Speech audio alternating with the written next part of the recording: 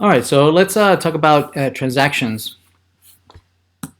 So we're going to need to be able to synchronize multiple processes that might be trying to access the same information in our database, right? Up to this point, we've only been considering just a single process accessing the database, right? So it might be just you at the console when you're interacting through MySQL, right? Or it might be your Java application that it's interacting with your database.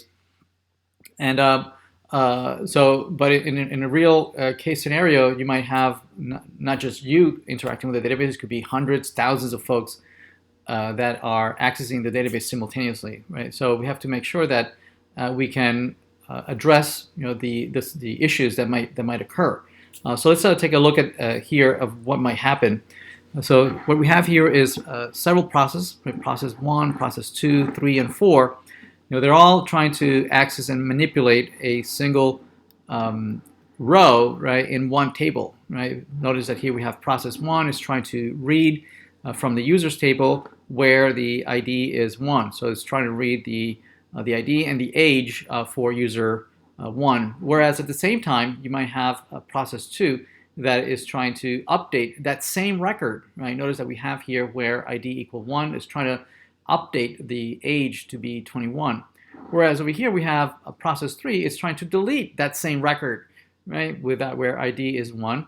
And we have process 4 is trying to insert, add a brand new record into the database. So you have these 4 different processes that are competing for the for this table, for this particular record, right? And so we need to be able to reconcile, what would happen if you have 3, 4, 5 hundreds of processes that are trying to, step on each other's toes. So how do we deal with that? So the technique that we're going to be using, or the technology that we're going to be using for dealing with these shared resources are called transactions. And what transactions are going to be able to do is basically implement a way to serialize these things, that things have to happen in a particular order. Now, it might be that it doesn't matter in what order. Certain operations don't really matter in what order they happen, but some operations do matter, right? So, for instance, if we're all reading from the same paragraph or we're reading the same book, right, it doesn't really matter, right, in what order happens, right? If we have access to the same material and we're all reading from it, right, we're all going to get the same information at the same time, right? But instead, if I'm trying to read something at the same time that somebody might be writing to it or manipulating it, right, then the order does matter, right? Whether I read the information before you wrote to it or after you wrote to it, right?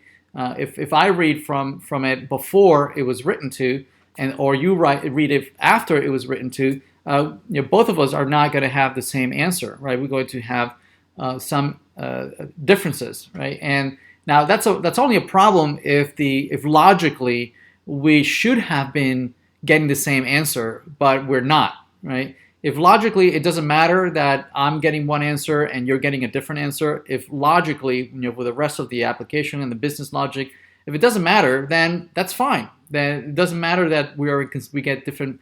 But if logically we should be getting the same value, then it does matter. Okay. So transactions is going to allow us to decide and make sure that, if logically we mean for things to happen in a particular sequence, then transactions is going to allow us to manage the chaos, right, that we are ensuing. Okay. So here's we have an example of what might happen, right? So just consider us going out.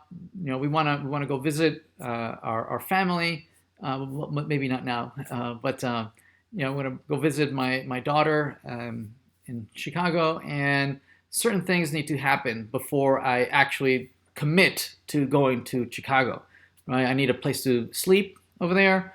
I need a way to get there. Right? I need to be able to fly, and when I get there, I need maybe a car to be able to get around, right? So I need those three different resources, right, if I am going to commit going to Chicago.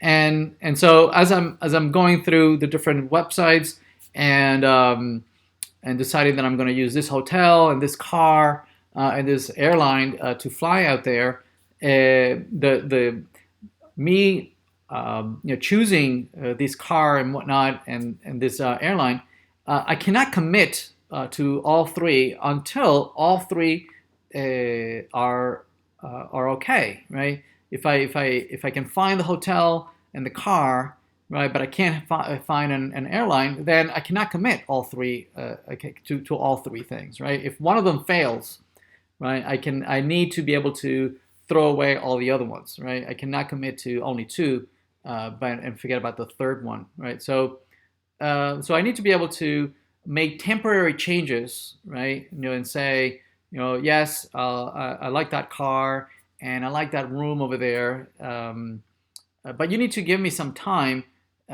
before you make those changes permanent, right? You need to make sure, because I need to check first with the airline, I need to check with the car rental, if they're okay and I've got all my ducks in a row, then I will commit to all three, right? So I need to be able to maintain a transient or temporary value of these transactions, right? Of these changes, and then finally commit to all three, right? And once we commit, then obviously I've committed. If I want to now cancel, right, there will be some penalties, right?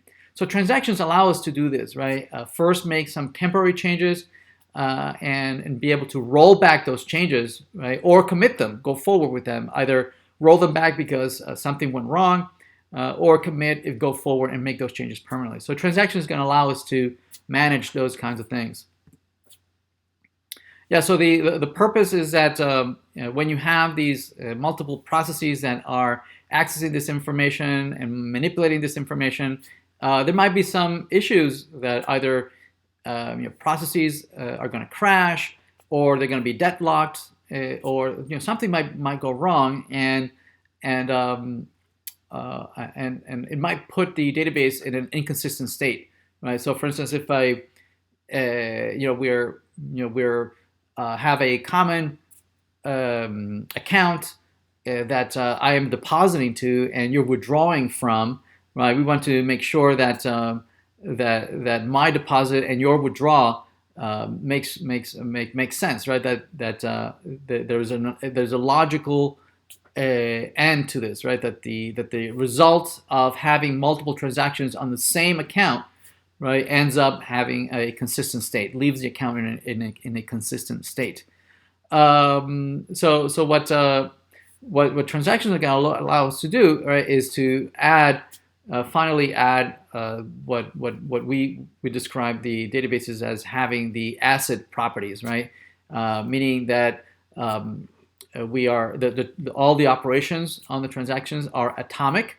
Atomic meaning that if you have multiple operations going at the same time, whether you are inserting, updating, deleting, and some of them are logically need to be treated as a single operation, that they are they're not broken up into individual ones, right? So, for instance, right, if I'm transferring money from one account to another account, right, those are really several operations, right? It consists from a withdrawal from one of the accounts, and it also consists into a deposit into a different account, right? It means that I need to decrement a balance from one account. I need to increment the balance of another account, right? And it cannot be that I should be able to break those two apart and say, well, I was able to do one of them, I was able to do half of them, right?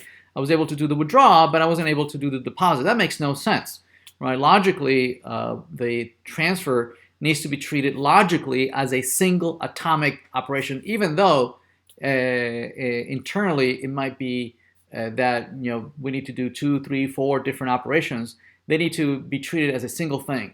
Either all of them succeed or all of them roll back, right? And we have to be able to, right? If we successfully withdrew from one account and we decremented the balance from one account, and now I'm transferring $50 from $1,000, and now it's $950, and I was successfully able to decrement that. But then when I'm going to deposit into the other account, the $50, if for some reason I crash or something went wrong and I wasn't able to deposit, right, I need to be able to roll back the whole thing and say, oh, well, those $50 that I took away from this account, I need to be able to give them back. Roll back the temporary change that I had done.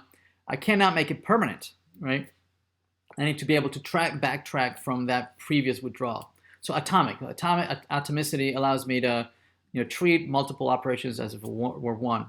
Also consistency, meaning that the C in ACID is that several operations that we are doing on a database should always leave the database in a consistent state, right? Meaning if I withdrew the $50 from this account and I deposited into that $50 into another account, both logically we see that the $50 went somewhere, right? They left this account and they entered that other account.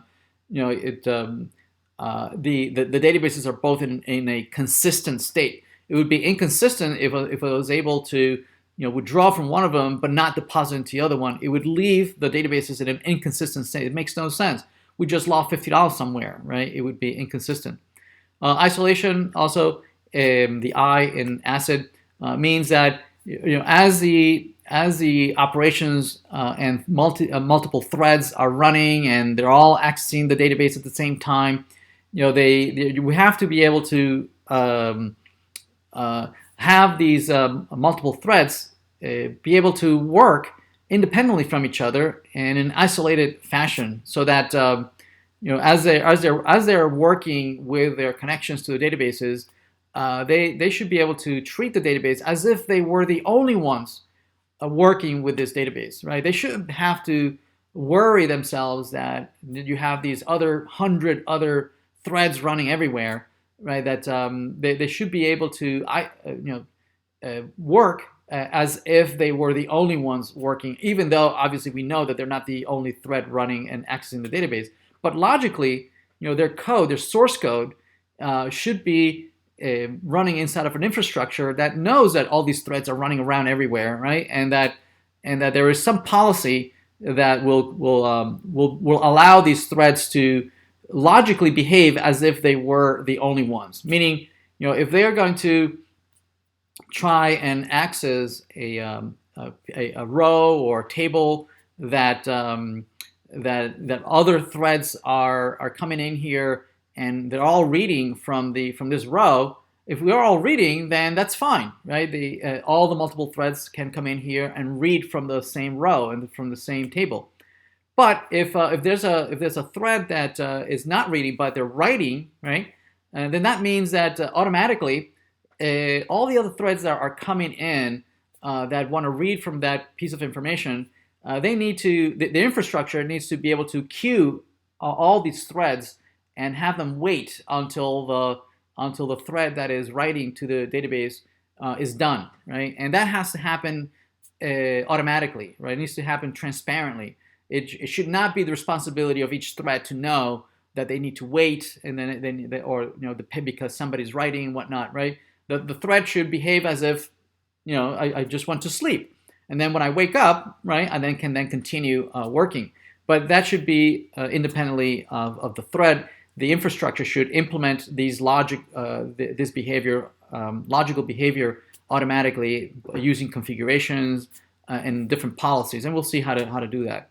And finally, durability is the D in ACID, meaning that if we make those changes permanent into the database, that we can rely on the fact that if we come tomorrow, we can still rely on the fact that those changes will be there the day after tomorrow.